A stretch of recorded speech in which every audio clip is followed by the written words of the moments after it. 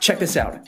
Did you know that the average American child watches almost 40,000 television commercials per year? No way. Yep, 40,000. That's almost 400,000 ads viewed by kids before they graduate high school. And according to a leading expert on branding, 80% of all brands now deploy a tween strategy to more effectively market to kids. No wonder why a 3-year-old can recognize over 100 brand logos. And it's hardly surprising that kids between 8 and 12 are estimated to be directly involved in spending $15 billion a year and to heavily influence more than $30 billion a year in other spending by parents. And get this, based on the research, children 8 and under are psychologically defenseless against advertising. Studies show that they do not understand the notion of intent to sell and frequently accept advertising claims at face value. And look, in 1970, the FTC reviewed the research and admitted that advertising to children was, in fact, unfair and deceptive. But guess what? America did nothing. So while several European countries forbid advertising to children, the United States continues to see selling to kids as simply business as usual. Come on. But since 1970, the stats get worse. Recent studies show that primetime advertisements on TV are responsible for the early onset of tobacco use, alcohol use, sexual intercourse, anorexia, and drug use in kids. You see, unsupervised viewing of primetime advertising on TV causes the child to make early decisions about these habits, and left unmonitored, lead the child down a materialistic and self-destructive road. He's feeling his Cheerios! I memorized every single commercial that I see. It's like they hypnotize you or something, I don't know.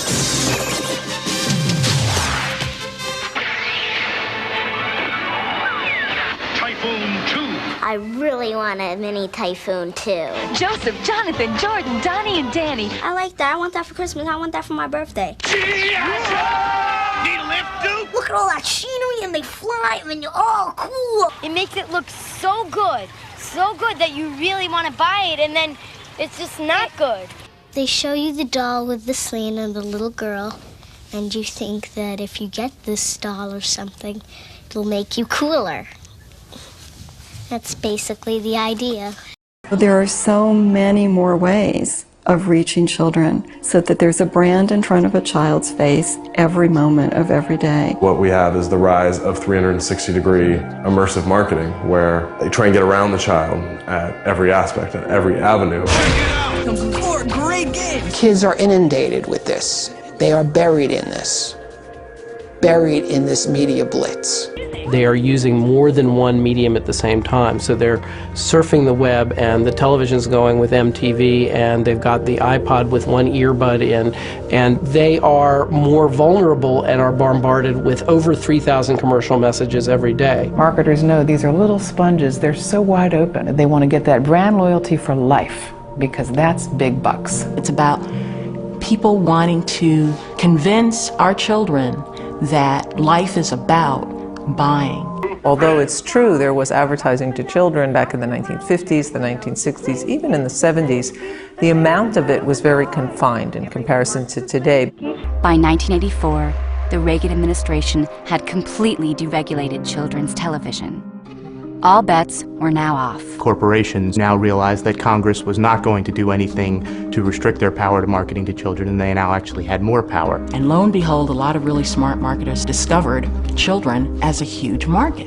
In the decades prior to deregulation, kids' consumer spending increased at a modest rate of roughly 4% a year. Since deregulation, it's grown a remarkable 35% every year, from $4.2 billion in 1984 to $40 billion today, an 852% increase. Deregulation really opened the floodgates for a kind of marketing to children that never existed before the mid-1980s.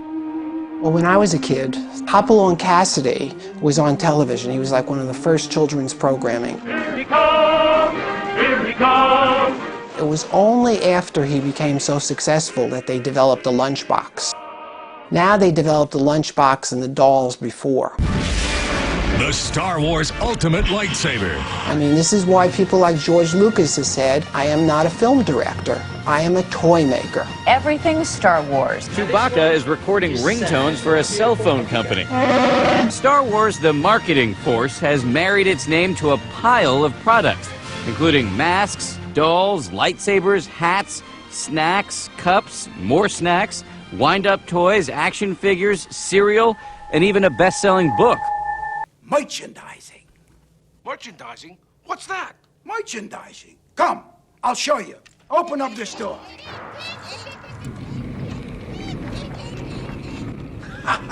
Come, walk this way, take a look. We put the picture's name on everything. Merchandising, merchandising, where the real money from the movie is made. Spaceballs the t-shirt, Spaceballs the coloring book, Spaceballs the lunchbox, Spaceballs the breakfast cereal, Spaceballs the flamethrower. The kids love this one. So you end up having junk food promotions at fast food restaurants, breakfast cereals with images of the main characters from the movies. You have bed sheets so the children literally go to bed thinking about the images. And then they go to school with their backpacks and their lunch boxes with the logos. And then they get to school and their friends have on the t-shirts and the shoes and they want them. Hello, Scooby-Doo crackers. Scooby-Doo? Do you like those? Yeah. Have you ever had them? No. How do you know you like them? I love them so much. SpongeBob SquarePants was Kraft's best-selling macaroni and cheese. I personally know a 5-year-old who told her father in no uncertain terms that SpongeBob SquarePants macaroni and cheese tastes better than any other macaroni and cheese. Now, how do you argue with a 5-year-old about that? I mean, what do you say? You say, well, no, it doesn't. And then she says, well, yeah, it does. Well, no, really, it does. No, it does. I know it does. Well, have you ever had SpongeBob SquarePants macaroni and cheese? No, but I know that it tastes better. But marketers have not limited themselves to dropping the names of beloved characters to sell their products. With increasing brazenness, they've also begun to drop the products themselves directly into kids' entertainment. Oh, look at that! Is it a mirage or just product placement? Hey, who cares? With shopping convenience at such low prices. Water, Fresca, Mountain Dew, your product name here. Product placement is weaving of products into programming without adequate disclosure. Welcome to Wendy's. May I take your order, please? Classic triple lettuce, tomato, and cheese. Classic triple lettuce, tomato. I got it. Classic. Chicken nuggets. What kind of toys do you have? The Gilmore Girls eat Pop-Tarts for breakfast. Are you enjoying your breakfast? I don't know if I like Pop-Tarts. Did you fall on your head while you were sleeping? I don't know. Do I like this? Is this something I like? Children's films have product placement in them. I mean, what Spy Kids had McDonald's as a plot point. They're exposed to so much advertising, they learn to ignore it. That's why advertisers love internet games. Not just ads, not just games, they're advergames. She can score with Skittles, race with Chips Ahoy, or hang out with SpongeBob. It's part of this by any means necessary. I mean, we've got to get to the kid. We've got to make sure that that child is indoctrinated as a consumer cadet. So therefore, we've got to get to them in ways that maybe they don't even know that we're getting to them. Children with cell phones have become a prime target for marketers selling products. It's because 1 in 4 American kids between the ages of 8 and 12 has a cell phone. That's 5 million children. And that number is expected to double in the next 3 years. Cell phones make children much more vulnerable to advertising. It's advertising literally right in the face of a child. And I can get all kinds of themes, ringtones, and lots of cool games, like Pirates of the Caribbean. With more than 40 million kids online daily and growing, perhaps no tool has become more important to marketers than the internet. At Webkins, for example, millions of kids a day chat with each other, explore, and shop in a virtual world open only to those who go to a designated store and buy a $15 stuffed animal imprinted with a secret code that allows kids to join and enter the Webkins world, where they are encouraged to shop some more. One of the reasons marketers covet these sites is because of their proven ability to gather personal information from kids. Now a word from our sponsor. That's how some schools are making extra money literally selling themselves to advertisers. Everything from the band shell. That will be $125,000. To the lecture hall. $150,000. Can be named for a price at New Berlin schools. There's advertising on school walls, on school buses and gymnasiums. There's donated scoreboards that have the Coca-Cola or the Pepsi logo on them. There are so many ways that commercialism has intruded into our classrooms. There's Coke and Pepsi and Cadbury Schweppes in the schools, which are helping to generate an epidemic of childhood obesity among our kids across the country. There's school book covers. There are sponsored educational materials. There's a company called Field Trip Factory, which takes kids to places like Petco and to Sports Authority and calls that education. These Chicago kindergartners are on a school field trip, but the animals they're going to see aren't in the zoo. We want to welcome you to Petco. Across the country, a growing number of schools are taking America's classrooms to America's malls. There's a new company called Bus Radio, which is trying to compel 1 million kids to listen to 8 minutes of advertisements per hour as they ride the school bus. Bus Radio. Busradio.com. We'll choose a name at random, and if you're the winner, we'll give a pair of tickets to your bus driver too. You guys can hang out together, maybe share a large Coke. Email us as soon as you get home. There's Channel 1, which compels about 7 million children to watch ads in schools each school day. Today on Channel 1. The purpose of schools, in part, is to promote reason. And the purpose of advertising is to subvert reason, to promote the sale of a product. And for that reason alone, advertising has no proper place in the schools. The effort to create junior consumers no longer stops at the school door. Psychologists and anthropologists and sociologists and behavioral scientists are used by marketers to really shape and cement children's brand preferences. They want to be part of the fabric of children's lives. You're a psychologist, you do research, you know the difference between a 3-year-old and a 5-year-old, and you know how to reach a 3-year-old, and you know that you have to play the ad much more slowly and use round figures instead of angles, because children like round figures at that age. And you know that 5-year-olds have a whole different set of concerns, so we can fine-tune the marketing to communicate better with children. Ethnographic research, which, tuned to the goals of marketers, has become a kind of scientific stalking. They go into supermarkets with them and film exactly how they look at a product, pick it up, put it back down, the way they move around a supermarket. They film them on the playground. They film them in school. They film them eating breakfast. They film them going into their closet and deciding what to wear. What are the things that you need that aren't in here? I need a lot of... They film them talking to their friends. They organize little friendship circles and film what they're doing. They even follow them into the bathroom. I interviewed a number of people who sat and watched children take baths and showers, watched how they interact with shampoo and soap and health and beauty products, as that category is called, in order to go back and write a report for their clients on, what to do with the packaging. It's creepy. It's just absolutely creepy, the way children are being dissected and put under the microscope by marketers. They do blink tests on kids, for example. They develop ads and then see how frequently a kid blinks or turns their eyes away. And when they see the kid blinking more, they change the ad to make it more mesmerizing. There's stuff they just can't take their eyes off. And it's not an accident. They've gone over and over and over with extensive high-tech kinds of testing devices to find the precise configuration of characters, colors, music, words, and so forth that kids can't resist. And somebody asked me, Lucy, is that ethical? You're essentially manipulating these children. Well, yeah, is it ethical? I don't know. But our role at Initiative is to move products. And if we know you move products with a certain creative execution, placed in a certain type of media vehicle, then we've done our job. They are tomorrow's consumer, tomorrow's adult consumer. So start talking with them now, build that relationship when they're younger, and you've got them as an adult. I'll say it. These marketers are very similar to pedophiles. Kids love advertising. It's a gift. It's something they want. There's something to be said, by the way, about being there first. and about branding children and owning them in that way. And antisocial behavior in pursuit of a product is a good thing.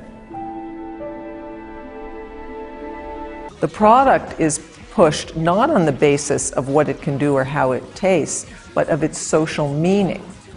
Run cool! Play cool!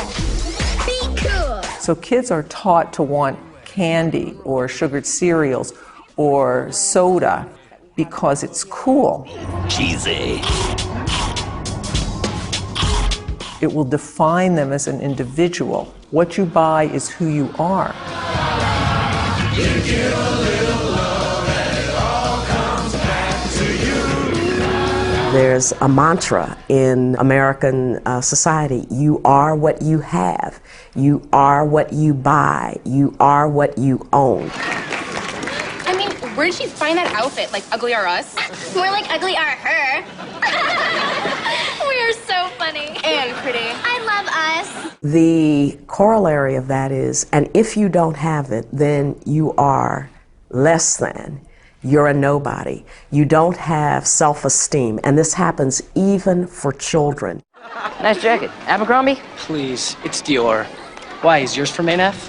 Our mom bought it for him in Kmart. I think the thing that upsets me the most is that it's not just products that are being marketed to children, but values. And the primary value that's being sold to kids over and over and over again is the value that things or stuff or brands will make us happy.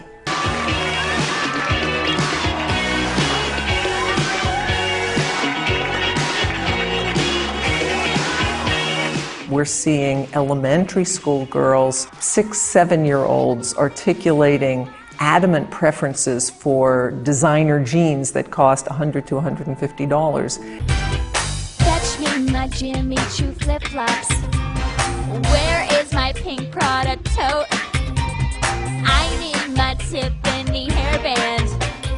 Then I can go for a blow. It's gotta have it, gimme. That's the value system. I want more. Self-indulgence, instant gratification, and materialism. Everything's got to be perfect for me. That's the basic consumer identity. You could try thinking of things that remind you of each note. Dough. Oh, that's easy. Dough means money. It's shallow, it's about me. Me. Yay, me. It's about me now, and it's about me and these things. Law is something you get to break if you're rich. That's the attitude. It's all about me. You know it's all about me. You know it's all about me. You know it's all about me. You know it's all about me. In that world of materialism, kids are not allowed to be kids anymore. Marketers even have a name for this trend. They call it kids getting older, younger. Where's Carla? Meet the go-to girl of the fashion world, you. The natural developmental urge is to be older, more mature, faster. No one who is 17 reads 17 magazine. It's the 10 and 12 and 13-year-olds who are reading it to understand what it's like to be 17. What is happening is that marketing is taking advantage of that natural urge and selling down to lower and lower age groups. Manicure and pedicure parties are a big hit for 5-year-olds like Talia. Aren't these gorgeous? And why wouldn't girls as young as the age of 6 buy cosmetics? Experts say their role models aren't teachers, astronauts, or doctors. Instead, it's the teen idols they're attracted to. There's a lot of little girls out there, and they have a lot of buying power. Tween. In between.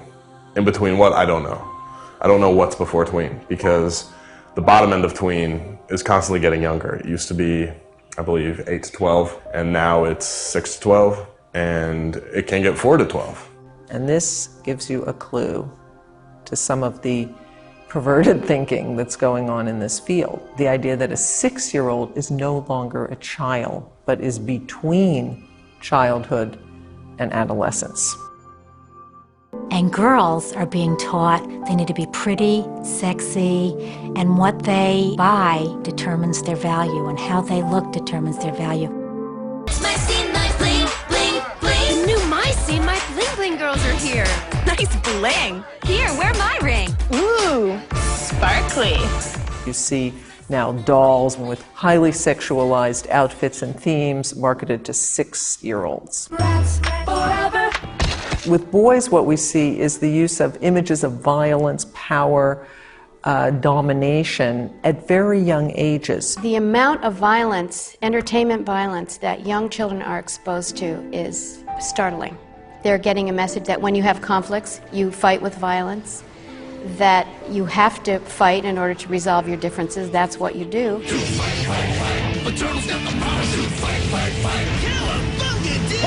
And that watching violence is fun. What the hell is this? It's entertaining. Despite growing concerns about the industry's explicit strategy of age compression, its drive to reach kids at younger and younger ages has only accelerated. The result is a massive and growing toddler industry that almost from the womb now blankets babies in brands. You can find unbranded baby stuff, but you can find it in high-end toy stores. But if you go to places where poor middle-class families shop, it's all branded. So the babies start out life with the notion of consumption. And that's not an accident. What they want is cradle-to-grave brand loyalty. That's what they talk about. Share of mind. They talk about owning children for life. Norman Feeney, Pepsi drinker for life. The space that is necessary to think is being jeopardized. You're immersed. You're outside yourself. You're taken out. When do you have quiet time and unstructured time? And when is a child able to be a child and play? Remember, the amount of time 6 to 8-year-olds spend playing creatively has been declining dramatically over the past decade. And for 9 to 12-year-olds over the same period, creative play has declined a staggering 94%. What's happening is that children are being deprived increasingly of opportunities to exercise their imagination. We're raising a generation of children who are never going to have the experience of having to amuse themselves or having to calm themselves down.